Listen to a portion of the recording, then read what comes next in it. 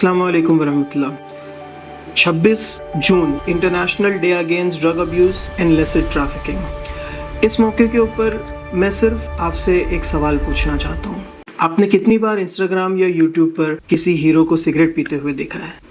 कितनी बार किसी इन्फ्लुएंसर को वेप करते हुए देखा है?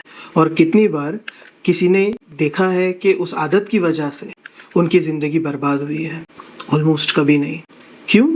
क्योंकि सोशल मीडिया रियलिटी नहीं, अटेंशन बेचता है। सोशल मीडिया आपको डायरेक्टली ड्रग्स लेने को नहीं बोलता, वो बस इतना करता है, स्मोकिंग को स्टाइलिश बना देता है, अल्कोहल को कॉन्फिडेंट बना देता है, वेप को ट्रेंडिंग बना देता है और धीरे धीरे आपके ब्रेन में एक आइडिया डाल देता है, ये कूल है। लेकिन सच क्या है? सिगरेट से आप कूल नहीं लगते, वेप से आप मॉडर्न नहीं बन जाते और अल्कोहल से आप स्ट्रॉन्ग नहीं होते। आप सिर्फ एक कंपनी के कस्टमर बन जाते हो। रियल कूल बंदा वो नहीं है जो सिगरेट के साथ फोटो डाले। रियल कूल बंदा वो है जो बोल सके, मुझे किसी केमिकल की जरूरत नहीं है कूल दिखने के लिए। अपने ब्रेन को बचाओ, क्योंकि सोशल मीडिया फ्री नहीं है, आप प्रोडक्ट हो। आज के दौर में ड्रग्स बहुत कॉमन है। इसको हम कहते हैं न्यू एज ड्रग। ये ड्रग्स दिखते नहीं हैं, लेकिन एडिक्ट बना देते हैं। अगर मैं आपसे पूछूं, आजकल ड्रग्स कैसे दिखते हैं? आप शायद हेरोइन, पाउडर, इंजेक्शन सोचेंगे, लेकिन ये बहुत गलत है।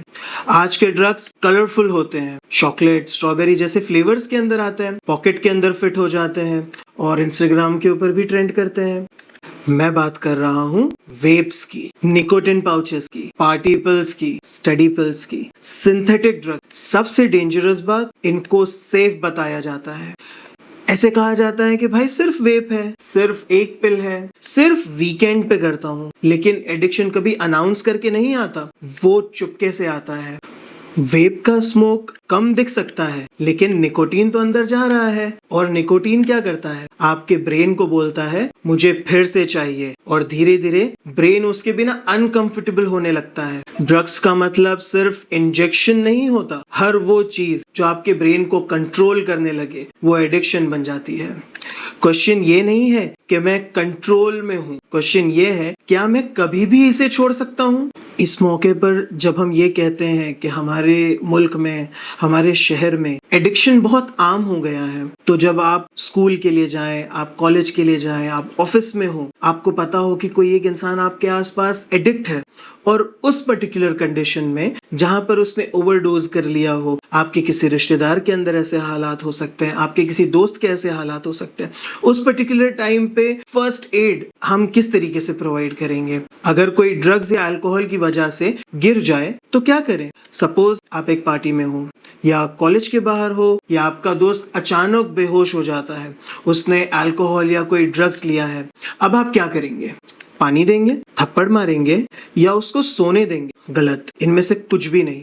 आज मैं आपको सिंपल फर्स्ट एड बताऊंगा। सबसे पहला स्टेप, उसका रिस्पॉन्स चेक करेंगे। उसको आवाज दो, नाम लेकर बुलाओ, शोल्डर को जेंटली शेक करो। अगर रिस्पॉन्स नहीं आ रहा है तो इमीडिएटली हेल्प बुलाओ। दूसरा स्टेप, ब्रीदिंग चेक करो। देखो कि चेस्ट मूव हो रहा है, सांस आ रही है। अगर ब्रीदिंग नहीं है तो इमरजेंसी सर्विस को कॉल करो, और सीपीआर ट्रेन हो तो सीपीआर देना स्टार्ट करो। स्टेप नंबर 3, अगर वो ब्रीथ कर रहा है लेकिन अनकॉन्शियस हो गया है तो उसको साइड में करवट करके लिटा दो। इसको रिकवरी पोजीशन बोलते हैं। क्यों? क्योंकि अगर उसको हमने सीधा लिटाया और वॉमिटिंग करने लगा तो वो उसके लंग्स में जाकर के फंस सकती है।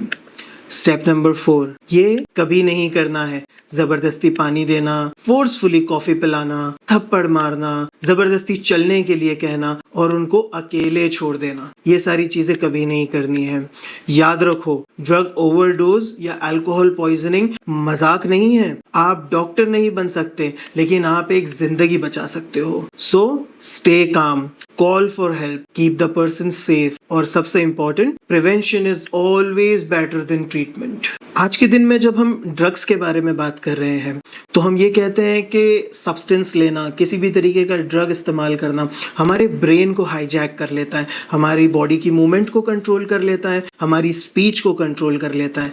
लेकिन आज के दौर में बहुत बड़ा फितना जो है वो सोशल मीडिया भी है। अगर ड्रग्स ब्रेन को हाईजैक करता है तो सोशल मीडिया भी तो ब्रेन को हाईजैक करता है। हम इसको एग्जाम्पल के तौर पे ऐसे लेते हैं कि एक सिगरेट, एक वेप और एक इंस्टाग्राम रील, तीनों में एक चीज कॉमन है, ये अपने ब्रेन के डोपामिन सिस्टम को टारगेट करते हैं। डिफरेंस सिर्फ इतना है, एक केमिकल है और एक डिजिटल है। एक दुकान में नशे के नाम से बिकता है और एक एंटरटेनमेंट के नाम से बेचा जाता है। आज के दौर में हमको ये समझने की बहुत ज़्यादा ज़रूरत है कि सोशल मीडिया एक बहुत बड़ा एडिक्शन बन चुका है और उससे भी हमको अपनी कौम को और अपने लोगों को महफूज रखना है। अस्सलाम वालेकुम वरहमतुल्लाह।